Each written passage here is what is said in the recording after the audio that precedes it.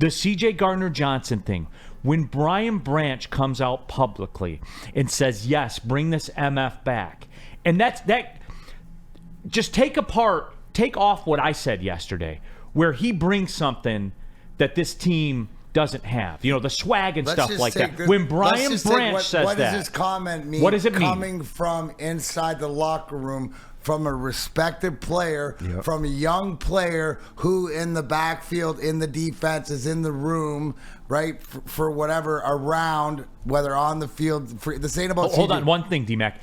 A guy who, if you think about it, would benefit if CJ Gardner-Johnson was not here.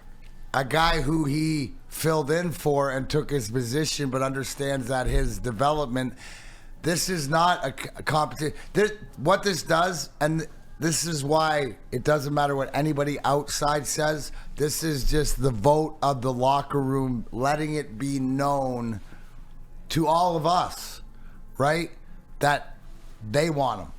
Yep. And that's it, right? So in that, it's Brad Holmes' responsibility to go through. Does the selfishness that we've seen, is the things that people question, the things that Easy got upset about, taking, when he said paraphrasing the fact that it's my job or whatever like this. Well, obviously, you got to compete for it and stuff like this, but there's something bigger to the culture in the locker room that, for lack of a better term, he's part of the herd, right? So now it's up to Brad Holmes. Now it goes down to Aaron Glenn and Dan Campbell and Brad Holmes and whether they figure out, but it just gives the seal of approval of, even that position group in the locker room to stuff like that. So, but it doesn't mean anything other than what has already been known, but that's for us to know. So the expectations when you hear that is,